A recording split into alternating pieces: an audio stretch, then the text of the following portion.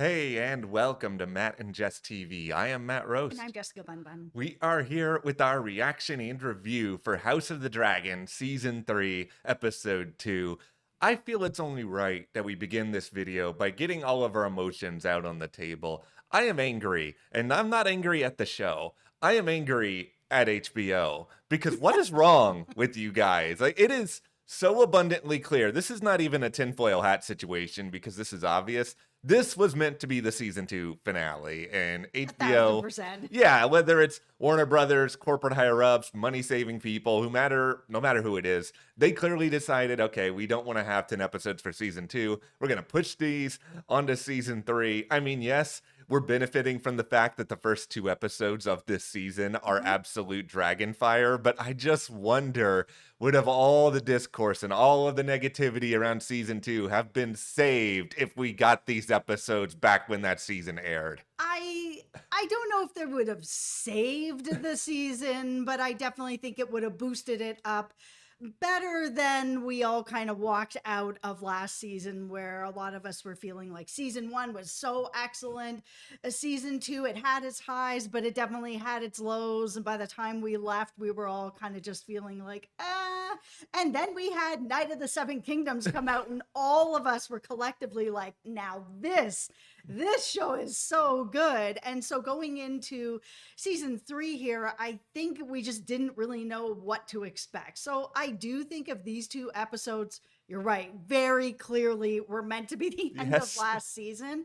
I think people would have been a lot higher on it because the premiere was great. And man, this episode followed up. It was so good. Yeah, I mean, obviously, the Battle of the Gullet's going to have the majority of the budget from an action standpoint, but just from the drama of everything we saw in this episode, I mean, there is heartbreak, there is Daemon pissing me off to an extent I have not been pissed off at him so far this show. Like, if you want to have visceral reactions to characters as well, like, this story more than provides those and then some. Okay, before we get into it, be sure to hit that subscribe button and stick with us throughout House of the Dragon Season 3. We will be here all season long reviewing the show and chatting with you guys about it. And coming up is Silo on Apple TV Mm. very, very soon. So stick around for those reviews as well. Thank you so much. Thank you guys so much. And we also want to thank Oxnet Clothing, who is sponsoring this video. Jess Mhm. and I, we are huge fans of Oxnet. They design these really cool, really retro shirts. Jess and I are both wearing Oxnet in this video. They're also extremely, extremely comfortable. Like, these are some of the most comfortable shirts that I have ever worn. We are so happy to be partnering with them. And we have a link in the description where if you go over there and enter the code Matt and Jess TV, you can Mhm. save 15% off on your order. Thank you so much to Oxnet for partnering with us. Absolutely. I have my sheep Mm. stealer shirt on. Oh, look at that. I love this dragon so much. He has such an attitude, and he should. I mean, I know he's a wild dragon, but he's also been around for a very long time. Well, and I also, not to become members of the full-fledged Sheep Stealer Defense Club here, but it's also, Rhaenyra, what is your problem? Why did you think that you could go into the Battle of the Gullet thinking fully, I just got this dragon. This dragon's gonna do everything that I want. Like, this dragon has no incentive to do any of that. I know. I think it's tough when you see your sisters there, things are not going well. You're Yes. like, you know what?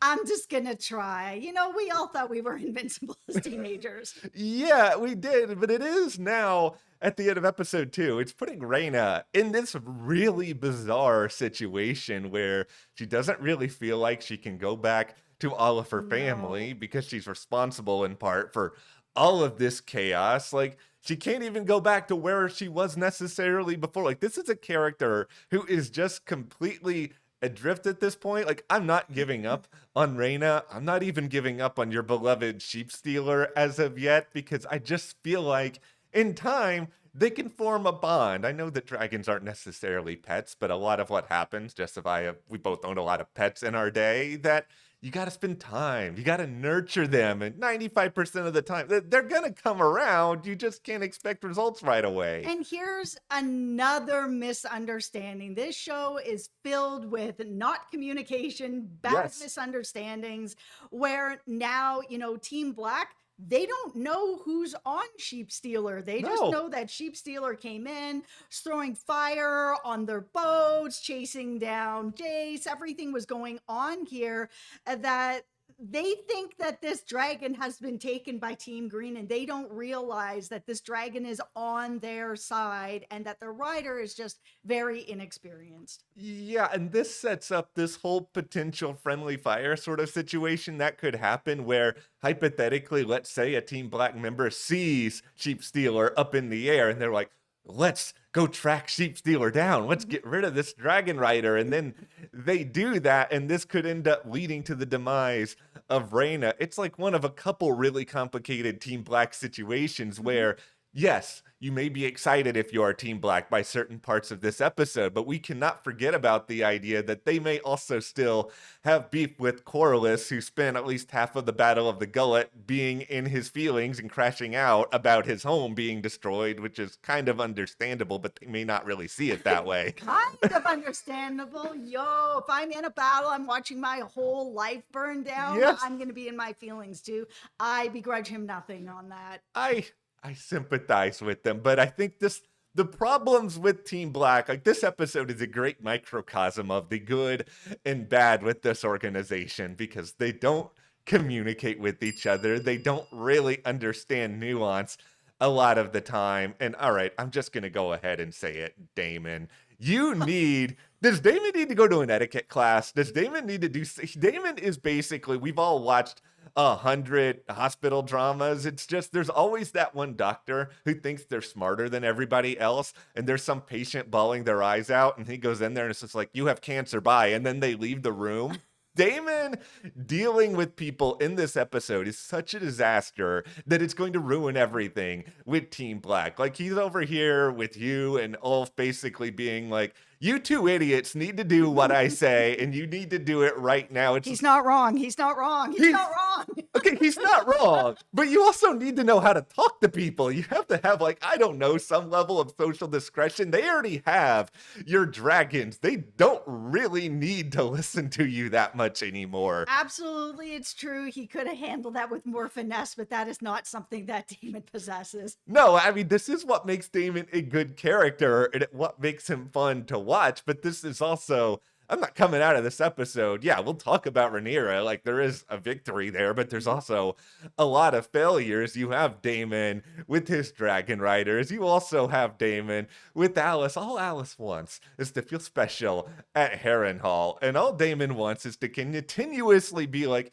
you know what? I don't care. Go away. You're not special. And it's just like, she's got magical powers. Once again, Daemon, this is somebody, she may not have a dragon, but she has something else that could be a problem for you. Yeah, this one, he really stepped in it, because as we all saw when Aemond showed up there, Daemon's not there, everything that happened, he gets stabbed, he's bleeding out on the floor, and who's there? Her. And after what happened with Daemon, she's more likely to kind of look over here and be like, you know what? If I help you guys, will you give me Harrenhal? And they may be like, yeah, sure. All right, well, we need Everybody wants a castle. Clearly, everybody does want it. I want a castle. I also want a castle. I mean, I will also say this, though. If I'm in Westeros, I don't know if I'm fighting that much for Harrenhal, if I'm being honest. It just seems to be dark and rainy and kind of just miserable all the time. There's all these ghosts that are sort of fluttering around. But hey, I mean, you guys do you, but you brought up Aemond, your beloved Aemond, and I just have to say, this may be one of the most awesome sequences that Aemond has ever had on this show. So badass. Him just flying in like that on Vhagar and landing and coming in and taking care of business. Yeah, it didn't end that well for him, but man, he took care of business. And I was so excited watching this scene with him. It also felt oddly realistic, and I know that's a weird thing to say about a show number one with dragons, but also number two where we're watching somebody get severely outnumbered and yet still killing all these people. But Simon Strong, it's not exactly like Aemond was dealing with the A-team in the midst of this battle. Like, I did buy that, all right, this is a guy who's clearly well trained. He's obviously obsessed with this idea of, I need to be the fastest, the strongest. He's got the best dragon. He's constantly thinking about strategy for all the frustrations that some of us may have with Aemond. Like, there's no denying he is built for this. He has prepared for this. And yeah, him going in there and wreaking complete havoc, I also understood that, but I also appreciate that, yeah, he does not walk away from this unscathed because he's not invincible. No, I really did like that. It reminded me a lot of season 1 of Daredevil, that whole fight sequence down the hallway where you actually saw Matt getting more and more tired and tired as he's fighting and fighting and fighting. And by the time, Eamon's going through all these people, he's not just a robot running his blade through everybody. By the time he gets there and he is fighting other people, that, he actually gets stabbed as well. And, are we going to lose him? I don't think so. I No. think, she's going to step in and make some sort of deal with him to save him, to get what she wants out of this. Daemon really messed up by not just being like, sure, have it. What does he care? They're going to be out in King's Landing sitting on the Iron Throne. What does he need this for? Yeah, his ego is just out of control, and he doesn't understand anything out of like his own myopic way of thinking. Just because he Yes. saw images or visions, Damon, that does not mean that you know everything that's going to happen and that your way is the truth. Yeah, he's such a good strategist, but sometimes he really isn't looking forward at what could be happening. And especially with Aemond. I mean, Daemon, I feel he really knows that Aemond is coming after him because he's basically the younger version of Daemon. And for Aemond to be able to sort of stand on his own 2 feet and be the only Daemon that's out there, Daemon has to go. So why not be kind of finessing that just in case?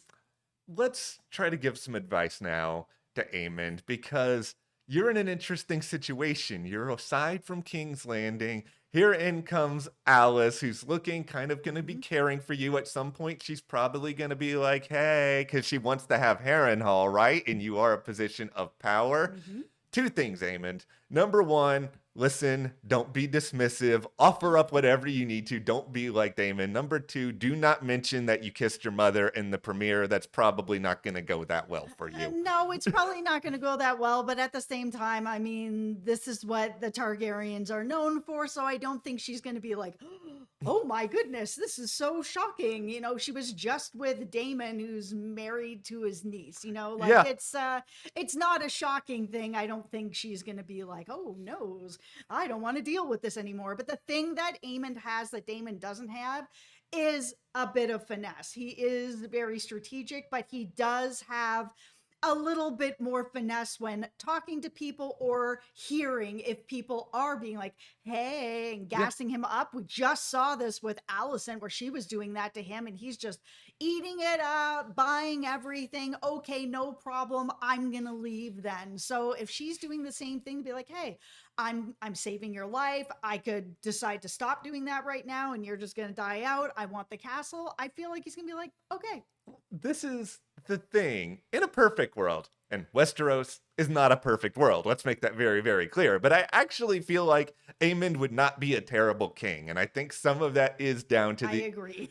he does listen, and he is steadfast in his beliefs, and he does believe strongly and plan. But I just feel like when you are a king or any other position of power, you have to be willing to listen. And maybe Aemon doesn't listen to everybody, but he listens to Alicent. He is flexible. I think in the right circumstance, he could listen to Alice, especially when he is a stranger in this land. He does not have a lot of other allies nearby. You kind of just got to take whoever you can get at this point. Okay, let's talk about Rhaenyra, who no longer has Jace. That whole beginning sequence when she was just over and over, what have you done? What have you done? Oh my God. No. Broke me apart. Beautiful, beautiful performance, heartbreaking performance.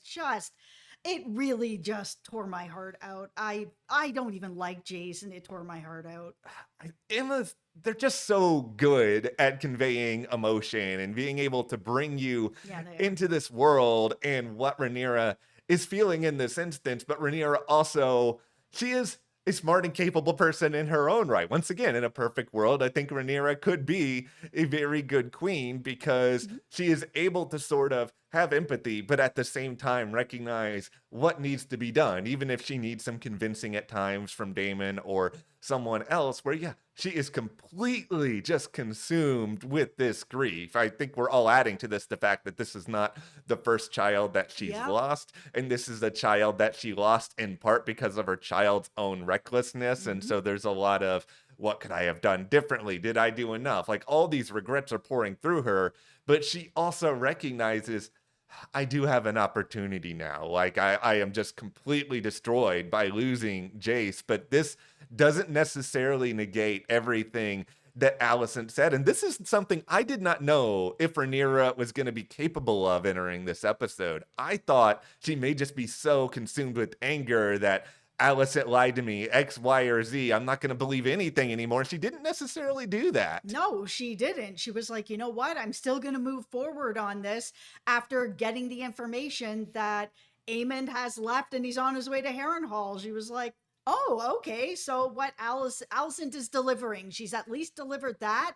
That means it's time to go. And she is able to sort of pull herself together, get her riders together, get her husband together, and get moving.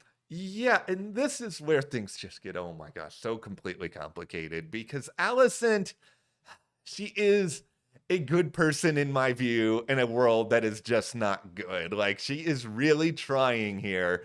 I don't want to put myself, my family, my children, I want to put everyone first. Like, we could even do a straw poll on this. Like, how many people actually want to put the Seven Kingdoms first on this show? I feel like, I don't know, 3 people, 4 people, maybe, if that. Like, she does not want anything else to happen to her children. She doesn't Yep. want a loss of life. Like, she is willing to sacrifice things so that Rhaenyra can come, take Yep. over the throne, and then just end all of this once and for all. Yeah, and it's interesting because even with her conversation, first with her husband, where she got it wrong that she thought he was talking about their son, Aegon, because Yeah. everybody's named Aegon. And, as a wife sitting with your husband, if your husband is saying your son's name, I would think that that's who he's talking about as well.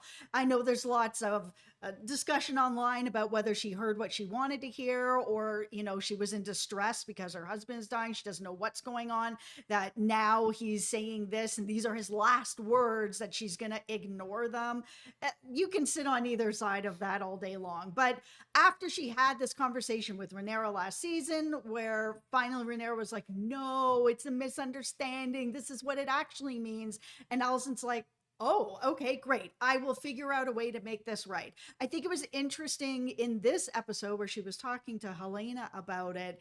And Helena was like, well, do you really believe that, he wasn't telling you that it was Aegon? Like, where are you really sitting on that? Do you think it was really a mistake? And she was like, it doesn't really matter anymore if it was a mistake or not a mistake or whatever. We're in it now and we are giving this throne because it is the right thing to do for the Seven Kingdoms. Yeah, and she's practical in that way. Like, she also knows that Helena has no business ruling. Helena's somebody who has very, very specific focuses, things that she cares about. Like, this is not one of them. She wants to keep people safe, so she tries to orchestrate her own plan. And I mean, unfortunately, very much so. Like, she's met with a lot of resistance and just inside from Jasper, from like all these other people. And she's able to begin this escape. And I mean, we'll ask you guys in the comments, like, did you guys think that Alicent and Helena were actually going to be able to get out of King's Landing? I convinced myself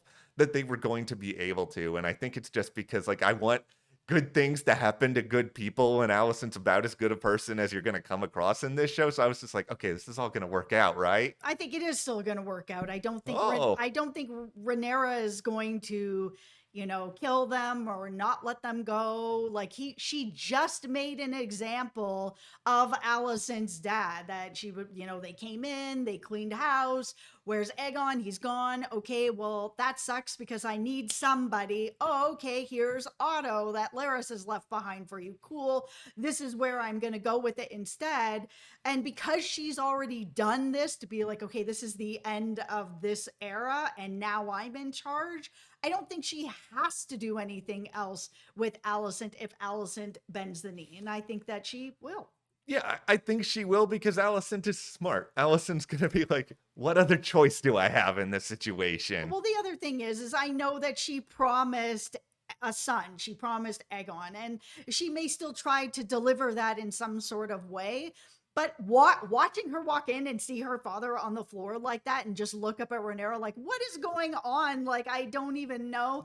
I think at this point, it's like, okay, well, she didn't lose her son. She lost her father. She knew she was going to lose somebody. So I think she's going to eat that the best that she can. And I think Rhaenyra is going to be like, you know what? I've already gotten what I want. I have the throne. I've, made an example out of your dad. I feel like we can just hide you out in the Vale somewhere where she's still.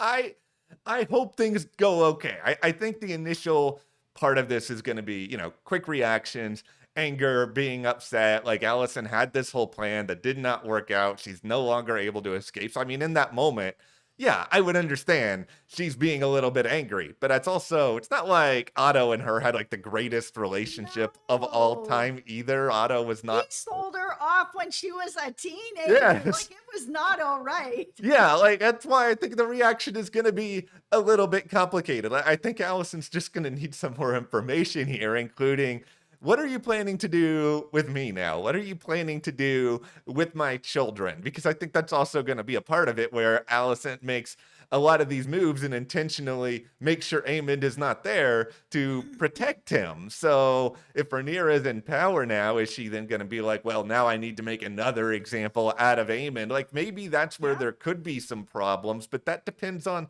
what Rhaenyra really wants to do. And I don't think she is necessarily thinking, I need to take out every single person on this other side, unless like all of her advisors just push that until there's no end to it.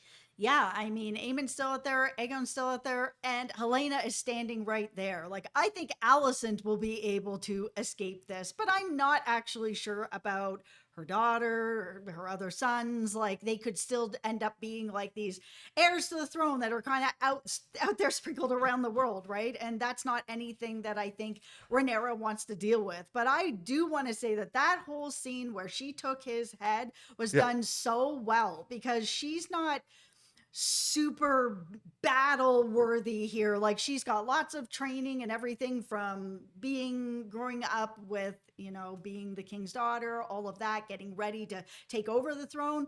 But she's not Daemon. She's not out in battle testing her steel all the time Yeah. in all these different battles. So to watch that first hack went nowhere was perfection. I was so glad that it wasn't, she's just amazing right off the rip. Yeah, and Otto even pleaded for this. He was just like, Yeah, I please. don't want to be hacked at. Yeah. Too bad. Yeah, this is the ultimate fate when you know you're gonna die anyway, and you just have to go through something like that. Okay, I'm just gonna say it. If Helena goes, I'm not gonna be that upset compared to if we lose an Alicent or if we lose an Aemon, just because I don't know what Helena brings to the show anymore at this point, honestly.